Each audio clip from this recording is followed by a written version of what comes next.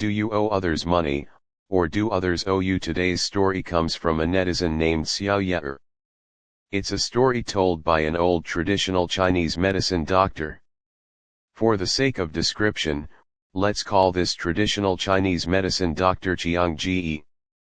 When Chiang Ji was young, he was still an apprentice in traditional Chinese medicine. On his first day of work, a good friend of his said that his distant cousin was sick, talking to himself all day, repeatedly saying he wanted to pay back money, with a dull look in his eyes. He had seen a Western doctor, taken medicine, and had injections, but his condition did not improve. The friend asked Chiang Ji to help and see if traditional Chinese medicine could cure him. Chiang Ji was young and ambitious, thinking it was time to prove the effectiveness of traditional Chinese medicine, so he agreed without hesitation.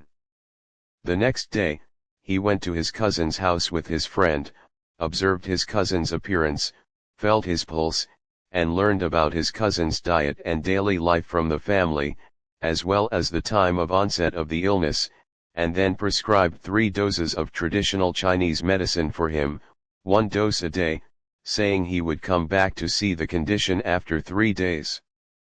3 days later, Chiang Ji and his friend came again and found that his cousin's condition had not improved at all. Chiang Ji felt very strange, as it should have had an effect. He felt that something was unusual and decided to find out the reason first, so he did not rush to leave but sat down and chatted with his cousin's parents. Unexpectedly, he learned a surprising secret.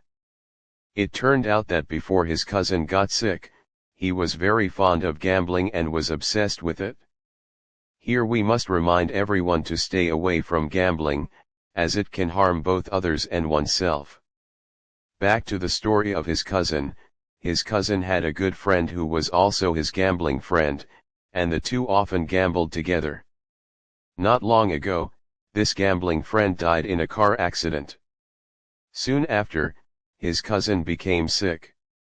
Upon hearing this, Chiang Ji felt that something was wrong and asked his cousin's parents about the deceased's home and his name. The parents told Chiang Ji the name and address of the deceased. After rushing to the deceased's home, Chiang Ji lied that he was a friend of the deceased and came to offer incense. He also learned from the deceased's parents that his cousin still owed the deceased a gambling debt of 6,000 yuan, which had not been repaid.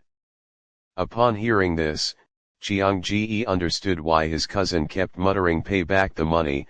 Could it be related to the deceased? With doubts, he rushed to his cousin's home again. When he arrived at his cousin's home again, it was already dark. Chiang Ji, with an uneasy mood, called his cousin's name a few times. But his cousin seemed not to hear, kept his head down, and kept muttering "pay back the money." Chiang Ji saw no response, and whispered the name of the deceased. At this time, his cousin suddenly stopped muttering, slowly raised his head and looked at Chiang Ji. At first, he had no expression, his eyes were dull. Suddenly, he gave Chiang Ji a strange smile. This smile almost scared Chiang Ji to death, and he immediately turned his face and pretended not to see it.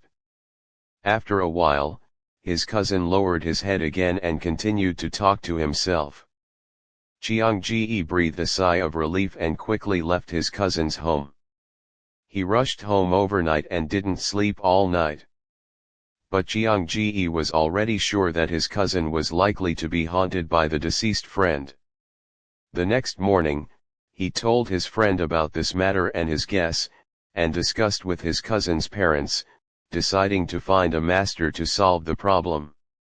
Chiang Ji and the master went to negotiate with his cousin's gambling friend together. The final conclusion was that only by repaying the debt could his cousin recover. But the problem was that his cousin had been gambling for many years, and his family had been exhausted by him, and there was nothing of value left.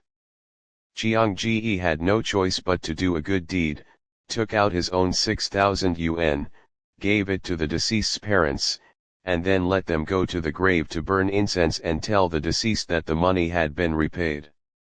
After that, Chiang Ji prescribed a few more doses of traditional Chinese medicine for his cousin, and in less than 2 months, his cousin recovered and was as healthy as before.